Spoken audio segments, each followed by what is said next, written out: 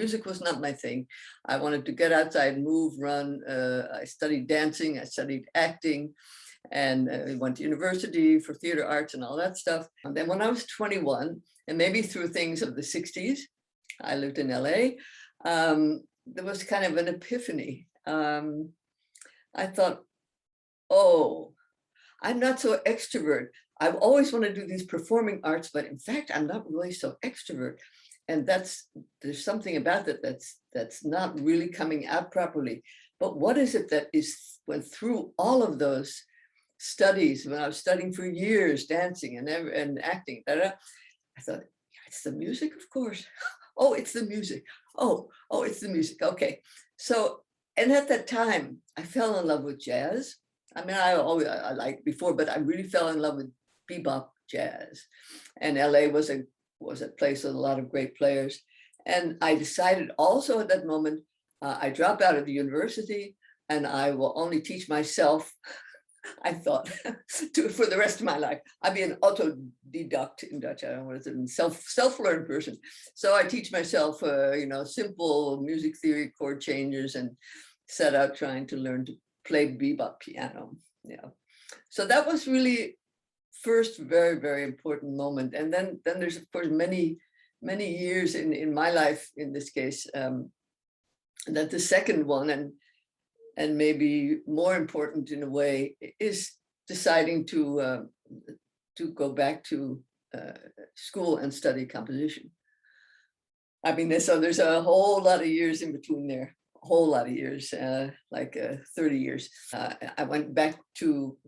did go back to school, did go back to learning officially, went to the conservatory in Amsterdam and decided to see if I could become a piano teacher to earn money. And I was interested in the theory, always interested in theory.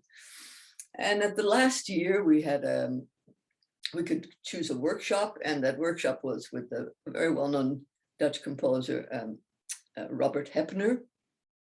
So this workshop at the last year of my piano studies was like, oh yeah.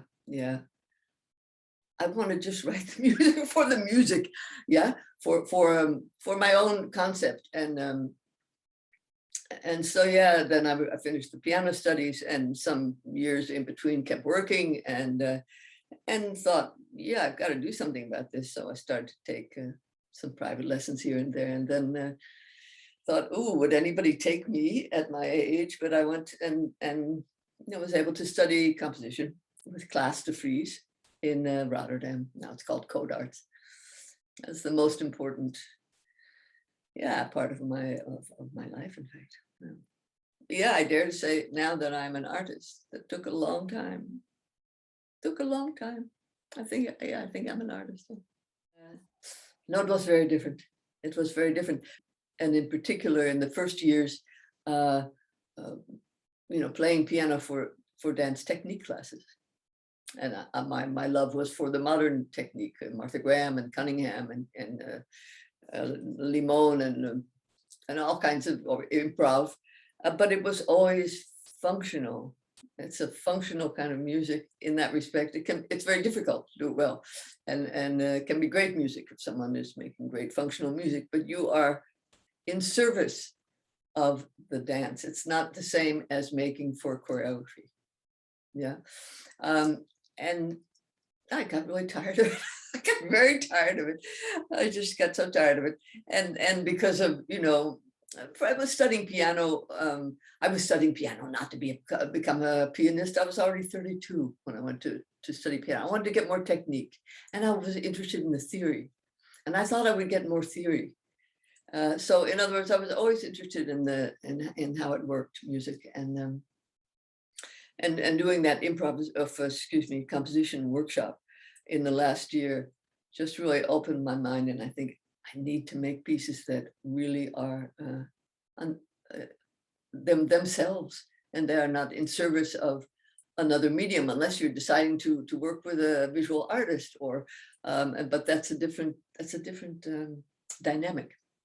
It's a different life. So I found fulfillment in that.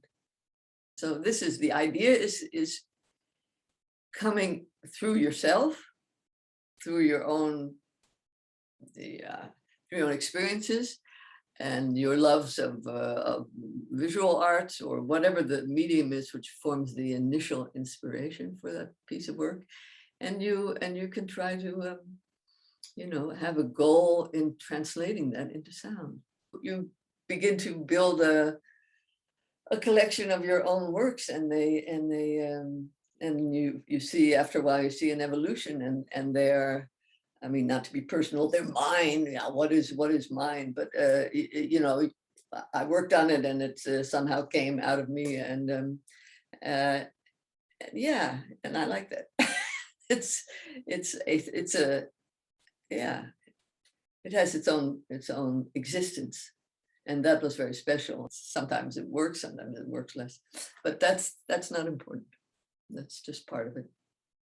I think maybe either consciously or unconsciously, one is for me first looking for the inspiration for them, whether it's a lot of visual arts or inspirations for me, painting and architecture and textures, textiles. I'm crazy about textiles and patterns. I love patterns, Mexican patterns on temples, or Greek patterns on temples. Yeah, this is something that's always there. And of course, that's very musical. So, but it's finding that. It could also be a book. It could also, whatever. But I first find that and have to fall in love with that idea.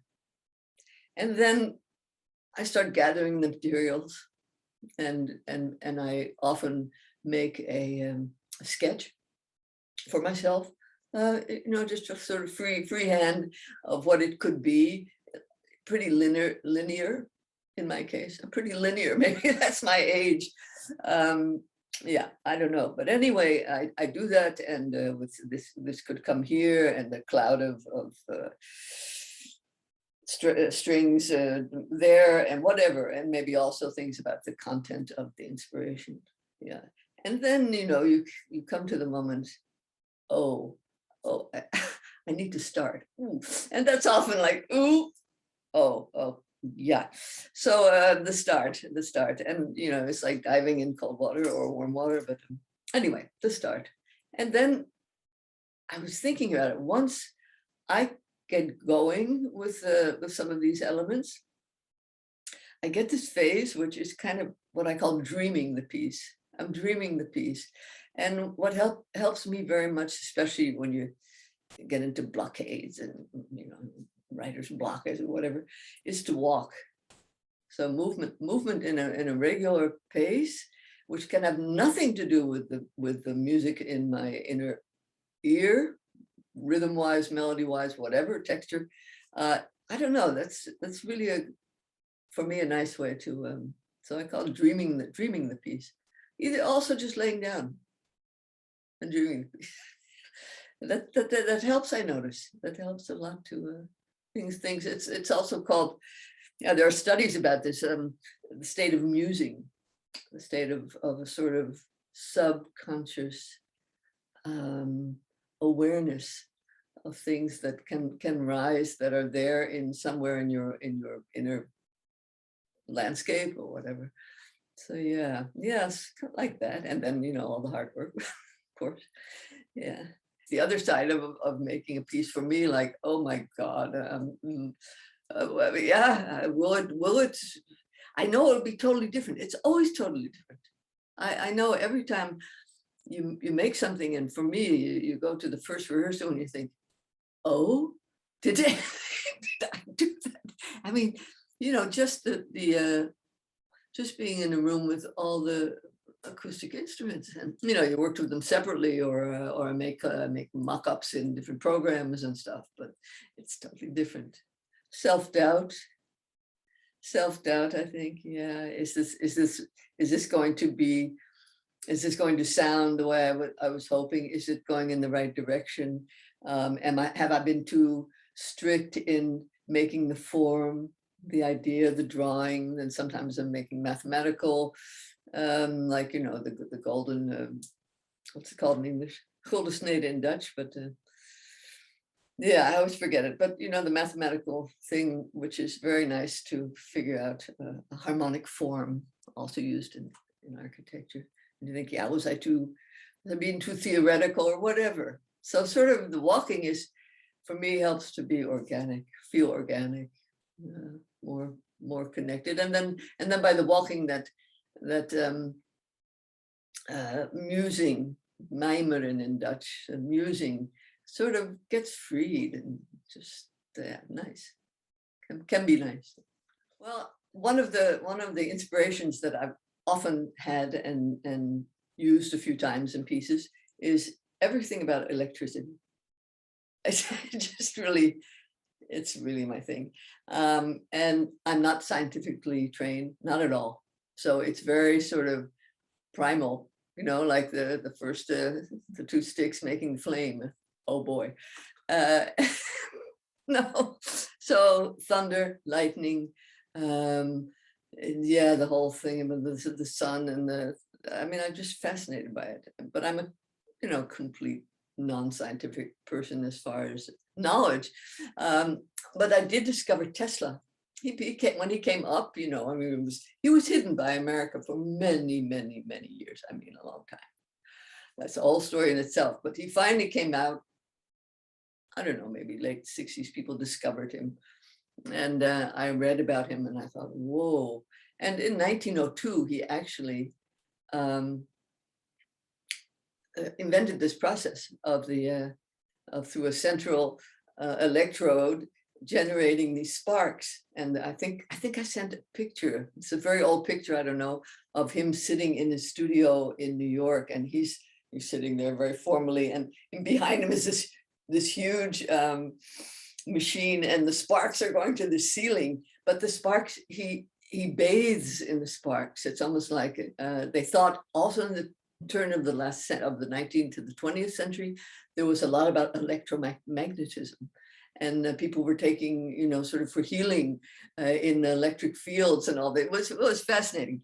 But just that image of him with the sparks, I adored it. And I don't know, I was looking online, more things about Tesla. I also wrote a concept for a music theater piece, which I never did, and I knew about the plasma ball. Somebody gave me one once, and I started to research, how does it work? Where does it really come from? I knew it was a Tesla thing, but I never saw that he had made any device. And it turns out a student at MIT in New York, in America, was curious, how does it work? How do the little things, the wiggly things, are called filaments? How do they start? What is the life of a filament? And he photographed them with very high-speed cameras. Therefore, he could make slow motion images of the development of these filaments. From the time that you click it on, got batteries, or it's just, got a cord. From the time that electrode is clicked on, it starts. In this little glass ball are what they call noble gases, neon, argon, and something else, forget. And that, with the voltage turned on by the electrode starting to work, makes these sparks go out, and that the gases turn into plasma.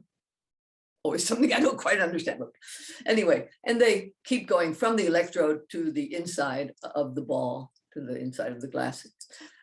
When we look at it, we think they're going their separate ways, and you don't really think how long it takes, but it looks like milliseconds anyway. But it turns out that he saw that these filaments, they're going like thousands of times a second from this central electrode. I show you, we'll have can you see it? So the little black thing in the middle is the electrode. Once you turn it on, so now the electricity is coming into the central electrode, and through the noble gases inside the ball, the filaments are formed. And so you see them going to the edge and coming back. but it doesn't look that fast. But in fact, it's thousands of times in a second, and each one is going more or less the same route from the center to the ball. So, and he described like, 6 or 7 phases, and these phases he called voltage variations. Also a nice name for a piece, voltage variation. And I translated that in for me, an artistic way to have the form for the piece. So it's very kind of a literal description of it starting of an amorphous field inside this thing when it's not turned on. Yeah, well, there's these gases in there. Water, it's gassy, it's cloudy. And so I'm looking for textures also in the search for extended techniques. And I started with some, because I also use an electronic fixed media in the piece, along with the acoustic instruments. I start with the percussion, turning over the snare drum and playing snares with fingers and with metal brushes, which, and at the same time, sort of static samples I found online, and some scratchy kind of sounds in the double bass at a certain point, playing on the bridge. So an amorphous kind of sound. And then the next phase is the click on. And I made a little device for the percussion player. I went to a store, electric store, where you can buy all these different, make your own chord and switches. So I found 3 switches that felt nice. They even had a sort of different sound, exactly the same one, but they had a little tiny different pitch. And a friend of mine helped me attach them, so she could play it as an instrument. It has to be amplified. And so that is one of the rhythmic sounds, and that's the click on. And so then in fact, the process is starting. So it intensifies. And every time that, as Mr. Campanelle in MIT described the increased voltage, I mean, obviously it's all happening at once, but to analyze it in slow motion, I use the trumpet to be the sort of harbinger, the sort of messenger of the new state of affairs inside the ball. So then there will be some intensification, the violin suddenly coming in with a very scratchy high sounds, or sounds in the bass clarinet, particular textures. And so it's going on through these increases in the voltage, and the trumpet is sort of waving the flag. It's happening.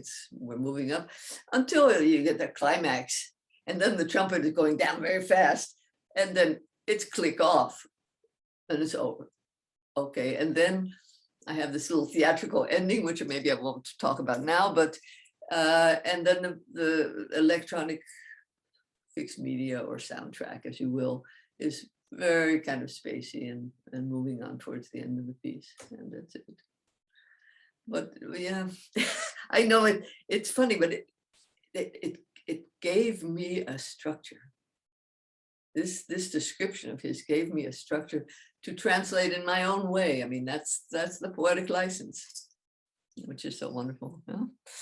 And of course, the collaboration, because in this piece was fantastic. I think I never had the opportunity to meet with all of the musicians, and I wrote for 8 people, and with each one I had a session at some point, an hour in the Modelo studio, and talked about the techniques that I was hoping to use, or how does this sound, and that was absolutely wonderful. And they were all so generous with their time, and I really, really value that. It's fantastic. I would hope that they would experience something of this long development, because I also usually write, or very often write, pieces with ABC, like kind of classical movements, and this one is really just keeps going until the end. And so I was happy that was somehow that worked, and so I would hope that in some way they could experience the form and the intensity of the development to a sort of a climax where the trumpet is going wild and then just descends and then the thing is turned off. I hope that there's some dramatic feeling. I hope. Yeah. Fantastic to be able to, number one, to work with Modelo, who I've been listening to in concerts for a long time. And just the opportunity to work with fantastic musicians who are very open to all kinds of music and to experimentation. And I mean, that's a gift. That's a gift, I feel. So yeah, I couldn't imagine a more wonderful gift than to be able to work with them. And yeah, and also their whole idea of repeating a piece in different cities is great. It's super fantastic. Yeah, very grateful.